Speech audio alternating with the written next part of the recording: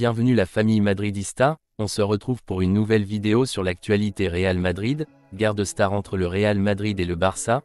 Luka Modric donne son avis sur l'avenir d'Arda Güler. Rejoins la chaîne, en vous abonnant pour rater aucune de nos nouvelles vidéos. Je vous partage tous les infos du Real Madrid chaque semaine. N'hésitez pas à vous abonner en activant la cloche de notification pour suivre toutes les dernières informations du Real Madrid. Je vous dis tout, on commence. Entre les deux équipes, ils occupent les 13 premières places des joueurs les plus précieux de la Ligue espagnole. Bellingham et Vinicius, valorisés 150 millions d'euros, sont suivis par Pedri, Rodrigo et Valverde, avec 100 millions d'euros. Le 28 octobre prochain se jouera le premier classico officiel de la saison au stade Luis Companys. Tous les regards du football du monde seront tournés vers Montjuïc car l'attente suscitée par un match Barça-Real Madrid est toujours maximale. De plus, la situation en championnat entre les deux équipes est très tendue. Les madridistas sont leaders mais avec seulement 3 points d'avance sur les Blaugrana, et en fonction de ce qui se passera lors de la prochaine journée, la distance entre les deux grands pourrait quelque peu changer. Aucune des deux équipes ne connaît un match facile, même si l'équipe de Xavi joue à domicile. Le Barça reçoit l'Athletic Club et Madrid visite le Sánchez Pizjuán pour affronter un Séville aux heures basses et qui fera ses débuts. Diego Alonso, après le licenciement de Mendilibar en raison de mauvais résultats. À Barcelone, on croit que le dicton nouvel entraîneur, victoire assurée se réalisera. Mais au-delà de la lutte sportive, le Barça et le Real Madrid entretiennent également une autre guerre symbolique, qui concerne la valeur marchande de leurs joueurs, après que le site spécialisé Transfermarkt a mis à jour ses chiffres.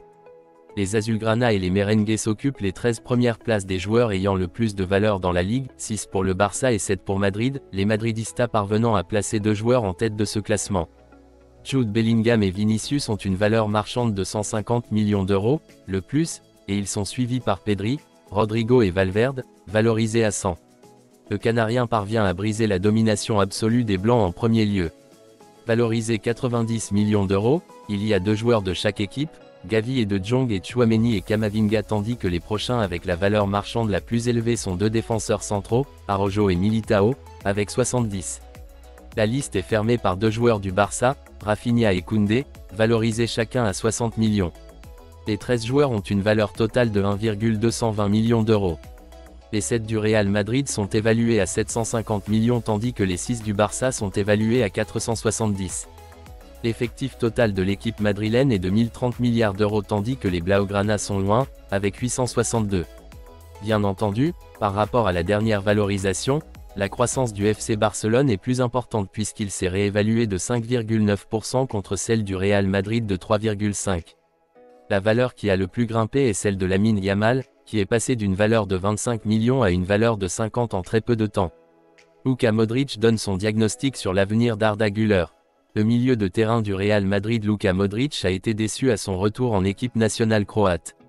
Après quelques semaines difficiles avec Carlo Ancelotti en raison de son remplacement, il s'attendait à connaître la joie avec la Croatie, mais il a vu la défaite face à la Turquie, 0-1. Les internationaux ottomans et la presse étaient euphoriques de la victoire contre l'équipe vice-championne de la Ligue des Nations, ce qui représente pour eux une injection de morale, alors qu'ils deviennent leaders du groupe D des qualifications pour l'Euro 2024. Mais les journalistes n'ont pas oublié l'une des perles de leur football, Arda Güler, qui a révolutionné le marché l'été dernier avec sa signature au Real Madrid, mais il ne l'a pas fait pour encore briller au Santiago Bernabéu à cause d'une blessure au genou.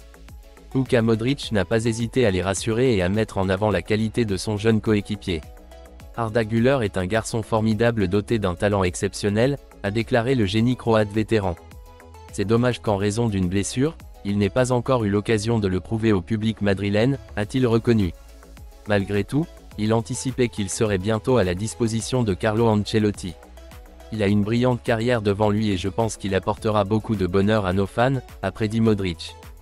Arda Güler a subi une blessure musculaire droit antérieur gauche le 26 septembre, le jour même où Carlo Ancelotti a annoncé qu'il était apte à intégrer l'équipe après avoir surmonté sa blessure au genou.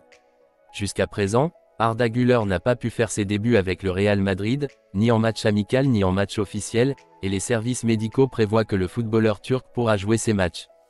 Jusqu'à présent, Arda Güler n'a pas pu faire ses débuts avec le Real Madrid, ni en match amical ni en match officiel, et les services médicaux prévoient que le footballeur turc pourra jouer ses premières minutes de jeu à la fin d'octobre, après la pause actuelle de l'équipe nationale.